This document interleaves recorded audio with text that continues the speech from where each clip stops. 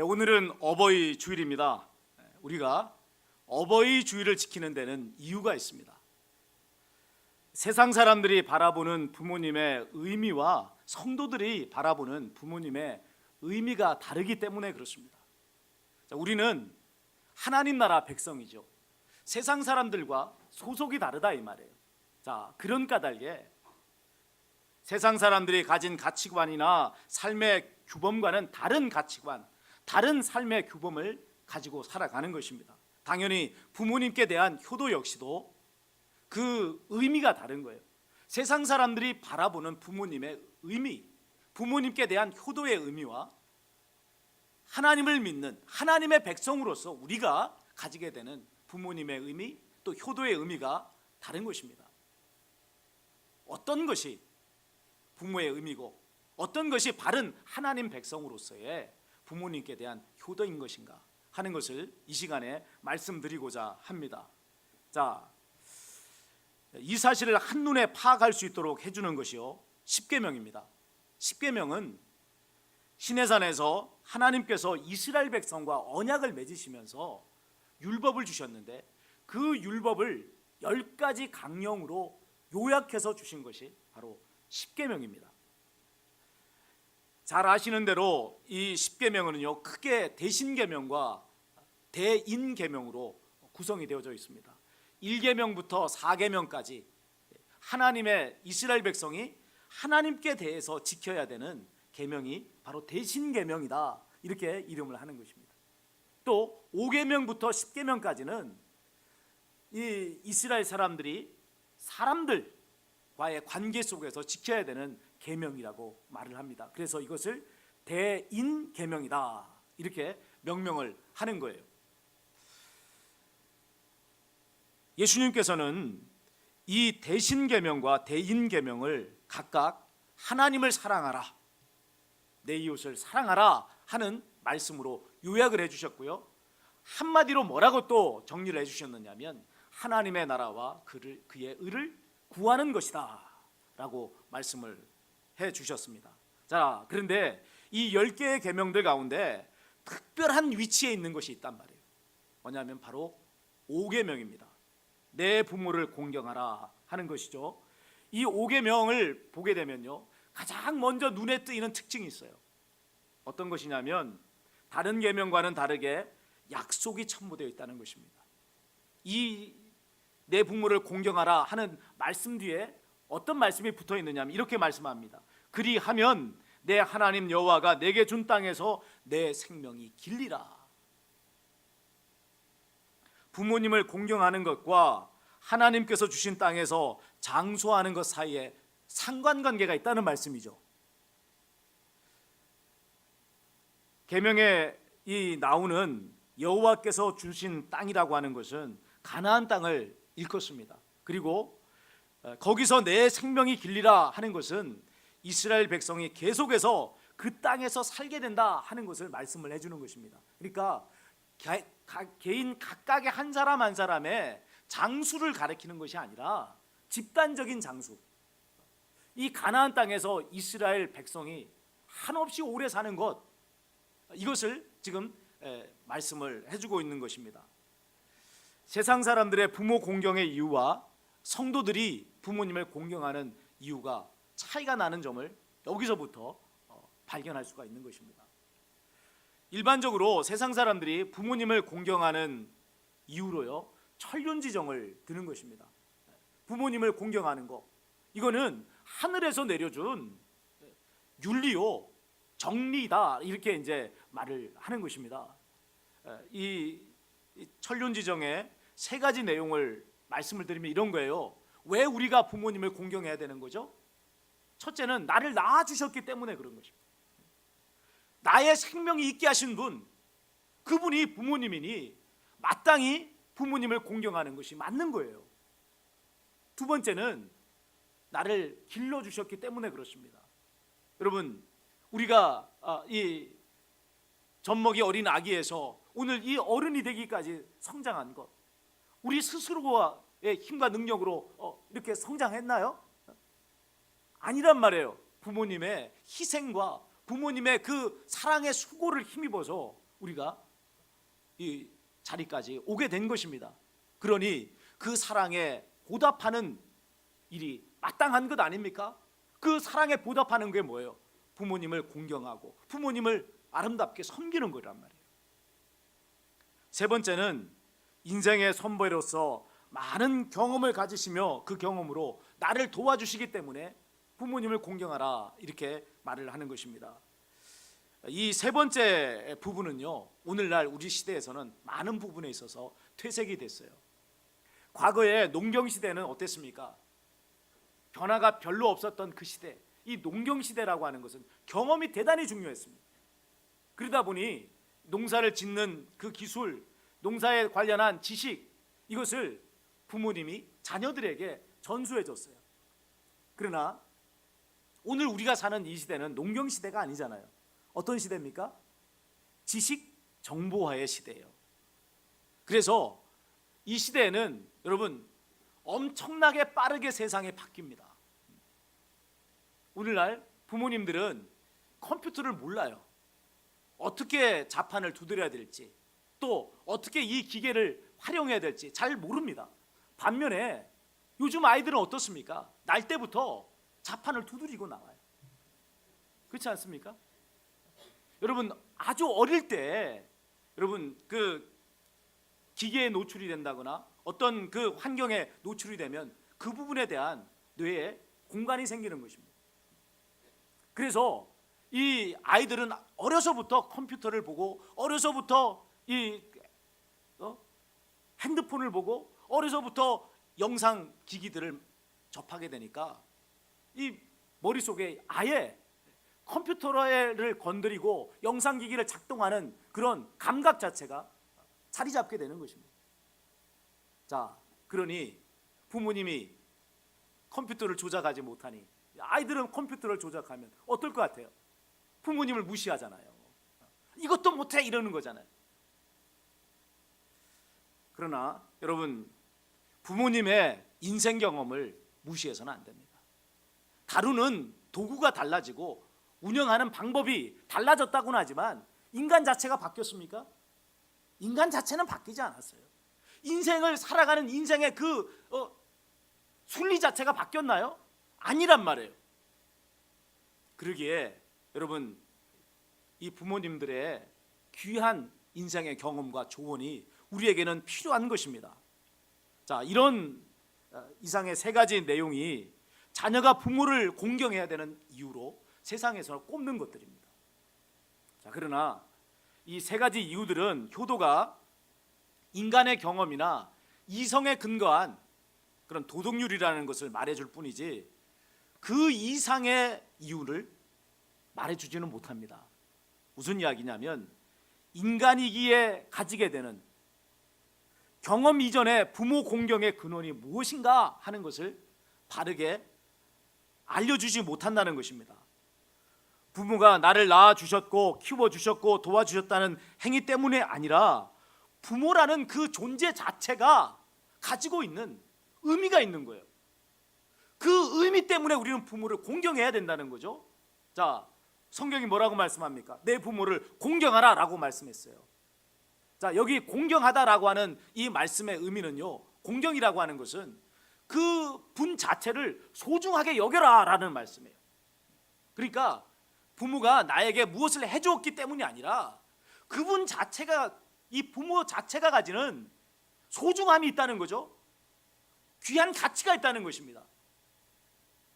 그것을 바르게 알아야 하는 것입니다. 그게 뭘까요? 결론부터 말씀드리면 부모는 자녀에게 이 땅에서 하나님을 대신하는 존재로서 하나님 나라를 전수해주는 역할을 하기 때문에 그렇습니다. 창세기 1장을 보면요, 하나님께서 사람을 지으시되 하나님의 형상대로 지으셨다라고 말씀을 하십니다. 그리고 이 사람에게 복을 주셨어요. 5가지 복이 나오죠. 어떻습니까? 뭡니까? 생육하고 번성하고 충만하고 정복하고 다스리라. 인류의 역사에서 인간은요, 이 하나님께서 주신 복을 지금 실현하고 있습니다. 얼마나 많은 사람들이 이 세상에 태어났고 얼마나 많은 사람들이 지금 살아가고 있습니까? 75억의 인구가 살아가고 있어요. 75억이면 여러분 얼마나 많은 사람들이에요. 그러니까 하나님이 주신 이 복을 누리고 있는 것이죠. 그런데 그 복은 단순히 사람의 숫자가 많아지는데 있는 것은 아니라는 사실을 알아야 됩니다. 사람이 하나님께서 세우신 지상의 관리자가 되어서 이 세상을 하나님의 보시기에 아름다운 하나님의 나라로 만들 때 그것이 진정한 복이 되는 거예요. 생육하고 번성하고 충만하고 정복하고 다스리라. 이것이 가지고 있는 진정한 의미. 이 땅에 너희가 충만해져서 하나님의 뜻을 받들어 하나님의 나라를 만드는 자가 되라는 거예요. 이게 진정한 복이다라고 하나님은 말씀을 하신 것입니다. 그러기 위해서는 부모가 자녀에게 해야 될 일이 있어요. 어떤 일을 해야 되죠? 하나님을 가르쳐 줘야 되는 거예요. 그리고 하나님 나라의 백성으로서 삶의 본을 보임으로써 이 자녀에게 어떻게 자신의 삶을 살 것인가를 보여주는 역할을 해야 된다는 것입니다. 이것이 부모의 존재 가치예요.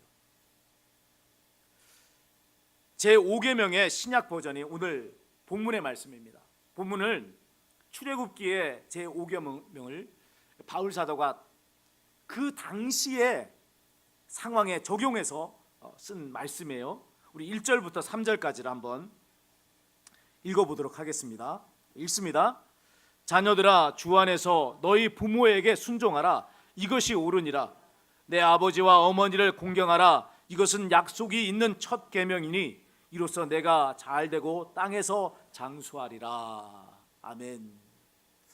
자, 5계명과 출애굽기에 나오는 이 5계명과 바울 사도가 지금 그의 시대에 적용한 신약 버전으로서의 5계명을 비교해 보면요, 차이 나는 게 있어요.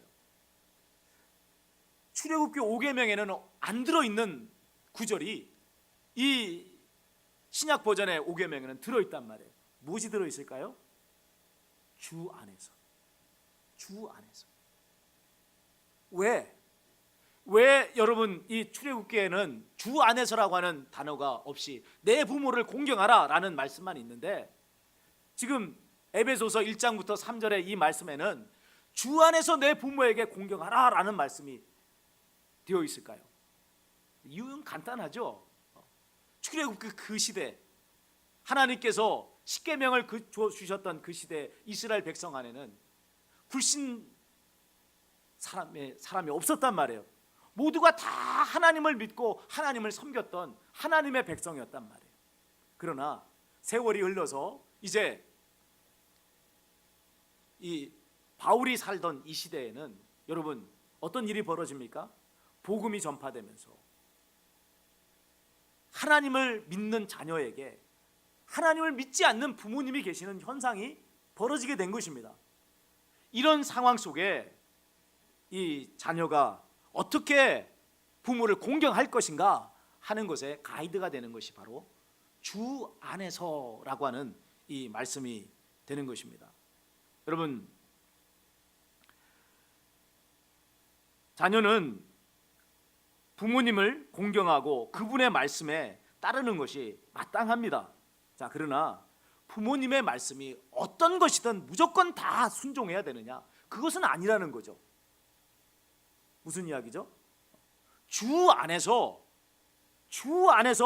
부모님의 말씀에 순종해야 한다 하는 것을 말씀을 해주는 것입니다. 부모님의 말씀이 이 하나님의 말씀을 따르지 않도록 하는 것이라면 그것을 따를 수가 없는 거 아니겠습니까? 내 부모를 공경하라, 이것이 옳으니라 라고 말씀할 때 이것이 옳다는 것은 부모님의 가르침과 부모님의 말씀이 하나님의 말씀을 대언할 때, 하나님의 가르침을 가르쳐 주실 때 그것을 따르는 것이 옳다는 거예요. 그것을 따라서 순종하는 것이 마땅한 일이라는 것을 말씀해 주는 거라는 거죠. 그렇지 않고 하나님의 말씀을 거역하게 하고 믿지 못하게 하고 불순종하게 하는 것이라고 하면 여러분 그것은 따를 수 없다 하는 것을 말씀을 해주는 것입니다. 자, 부모의 존재 가치가 자녀에게 하나님 나라를 전수하는 데 있다고 하면 부모님의 권위는요 어디에서 생기느냐면 자녀에게 하나님의 말씀을 바르게 가르쳐 줄 때, 그때 부모의 권위가 똑바로 세워지는 거예요. 왜 자녀가 부모에 대해서 노여움을 품습니까? 그 이유는 하나님의 말씀대로 가르치지 않고 하나님의 말씀대로 인도하지 않기 때문에 그래요. 지나친 내 욕심, 내 욕망을 가지고 자녀를 윽박지르잖아요. 왜 공부도 못하냐고, 왜 그걸 못하느냐고. 아니 자기도 못했던 일을 왜 자녀에게 왜 자꾸 강요해요? 자기도 안 됐잖아요. 그런데 그것을 자녀에게는 강요한단 말이에요. 자, 여러분, 이것은 자녀에 대한 진정한 사랑이 아니라 자기 욕망의 실현에 지나지 않습니다. 자녀를 왜 노엽게 하나요? 하나님의 말씀대로 하나님의 뜻을 따라서 자녀를 양육하지 않고 내 뜻대로 양육하고 내 욕심대로 자녀를 양육하고자 할 때 자녀가 거기에 대해서 반발하게 되는 거예요.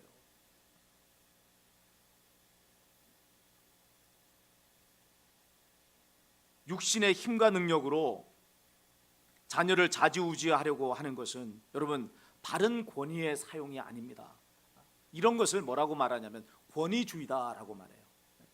권위와 권위주의는 다르죠.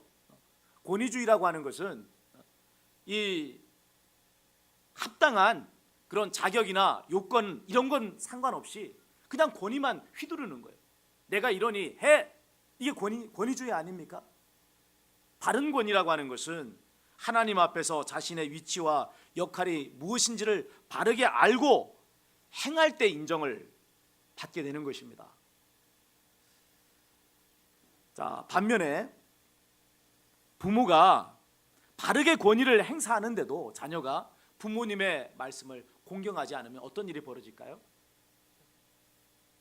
부모가 부모로서의 바른 위치와 역할을 행하지 않으면 자녀를 노엽게 해요. 반면에 부모가 바른 권위를 행사하고 있음에도 불구하고 자녀가 부모님의 말씀을 거역하고 공경하지 않을 때 일어나는 일이 있습니다. 그래서 뭐냐면 자녀가 망한다는 거예요. 부모님을 공경하지 않으니 부모님을 통해서 전달되는 하나님의 말씀이 들립니까? 안 들립니까? 안 들리죠. 또 그렇게 해서 순종해야 될 하나님의 말씀을 순종하지 않는 역사가 일어나게 되는 것입니다. 그러니 망할 수밖에 없는 거 아니겠어요? 자, 여기서 제5계명의 이제 두 번째 중요한 특징을 발견할 수가 있습니다. 첫 번째 특징은 약속이 첨부되었다. 내가 땅에서 잘 되고 장수한다라고 하는 약속이 첨부되었어요. 부모님을 공경하면 그분의 말씀을 듣고 하나님의 말씀을 따라 순종하게 되니까 잘 될 수밖에 없잖아요. 장수할 수밖에 없지 않습니까? 이것이 첫 번째 특징이었어요. 두 번째 특징은 뭐냐? 바로 이 부모의 위치가 하나님과 자녀를 연결시켜주는 중개자의 역할이 된다는 것입니다. 1계명부터 4계명까지가 대신계명이요 5계명부터 10계명까지가 대인계명이라고 했습니다. 그런데 이 하나님과 사람을 연결시켜주는 그 중간에 축의 역할, 앵커의 역할이 바로 부모예요. 부모님을 공경하면 위로는 하나님을 경외하는 사람이 돼요. 부모님을 공경하면 아래로는 사람과 사람을 사랑하고 바른 관계를 맺는 사람이 되어집니다. 그러니까 여러분, 우리가 하나님을 공경하고 싶다 하는 사람이 있다면 먼저 어떤 일부터 해야 되냐고, 부모님을 공경하는 사람입니다. 다른 사람과 바른 관계를 맺고 싶다 그러면 어떤 것부터 해야 돼요? 부모님을 공경하면요 이웃과 바른 관계 바르게 맺게 되어 있습니다. 부모님을 공경하는 사람이 옆집에 어르신 공경하지 않겠어요? 함부로 대하고 막말하고 그렇게 업신여기겠습니까? 절대로 그렇게 못하죠. 부모님을 공경하는 사람은 여러분 다른 사람을 존중하고 다른 사람을 바르게 대할 수 있는 사람이 되는 거예요. 부모님을 공경 안 하니 인간으로서 가장 기본적인 도리를 하지 않으니 세상에서 사회에서 사람의 역할을 해내겠어요? 지금 마음대로 사람들 대하는 거 아니에요. 감정에 따라서 또 이익에 따라서 사람을 대하는 사람이 되는 거죠. 자,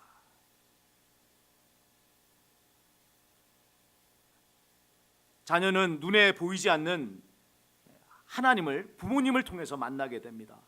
부모님을 공경함으로써 하나님의 백성을 하나님의 말씀을 배우고 하나님을 사랑하고 이웃을 사랑하는 사람이 됩니다. 반면에 부모를 공경하지 않으면 하나님의 말씀을 배울 수 없으니 하나님도 사랑하지 않고 이웃도 사랑하지 않는 사람이 되는 것입니다. 하나님의 백성과는 전혀 상관없는 자가 되는 거예요. 이상의 말씀을 통해서 세상 사람들의 부모님을 공경하는 이유와 성도들이 부모님을 공경하는 그 이유의 차이를 아셨을 것입니다. 요약해 말씀드리면 이런 거예요. 세상 사람들이 부모님을 공경하는 이유는 나를 낳아주셨고 길러주셨고 그리고 필요한 것을 공급해 주시기 때문에 공경합니다. 그러나 성도들이 부모님을 공경하는 것은 세상의 이유 때문만이 아니라 그것을 넘어서는 이유, 이 땅에서 하나님을 대신하는 존재로서 하나님의 나라를 전수해 주는 분이기 때문에 우리는 이 부모님의 존재를 소중하게 생각하고 그 부모님을 공경하는 사람이 되는 것이라 하는 겁니다. 하나님께서는요, 불효자를 엄하게 처벌하십니다. 이 하나님이 주신 율법을 보면 부모님에게 욕설을 퍼붓는다거나 부모님에게 똑바로 행동하지 않으면 하나님께서 그런 자는 사형에 처하라고 말씀하셨어요. 사람의 가치도 없는 자다, 이렇게 말씀하셨어요. 왜 이렇게 엄하게 그렇게 말씀을 하시는 겁니까? 부모의 존재가 그만큼 존귀한 거예요. 그 부모를 통해서 하나님의 나라가 전수되어지고 하나님의 백성으로 세워지기 때문에 부모를 귀하게 여기라라고 말씀을 하신 것입니다. 부모에게 효도하지 않는 자는 하나님께도 효도하지 않는 자입니다. 그래서 눈에 보이는 부모를 공경하지 않는 자가 어찌 눈에 보이지 않는 하나님을 공경하리오라고 말씀하시는 것을 봅니다. 자, 끝으로 현실과 관련된 말씀을 드리고 설교를 맺겠습니다. 자, 지금까지 제가 말씀을 드린 것은 이론이죠. 설교 말씀이에요. 근데 오늘 우리가 살아가는 삶의 현실은 이 말씀을 그대로 적용하기에는 너무 어려운 상황입니다. 어떻습니까? 부모님이 다 예수님을 믿나요? 부모님이 또 우리보다 월등히 영적인 수준이 높아서 우리를 바르게 지도해주고 가르치시는 그런 역할을 하십니까? 그렇지 않은 경우가 너무 허다한 것이죠. 심지어는 내가 예수님 믿는다는 사실 때문에 핍박하고 박해하는 역사가 일어난단 말이에요.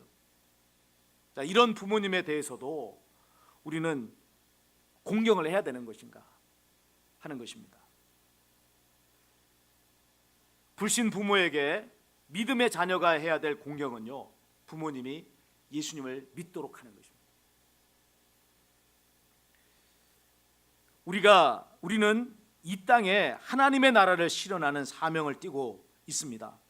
하나님의 나라는 모든 것이 하나님께서 만드셨던 태초의 이 모습을 회복한 나라입니다. 그래서 처음에 하나님이 지으신 나라는 아름답기 그지없었어요.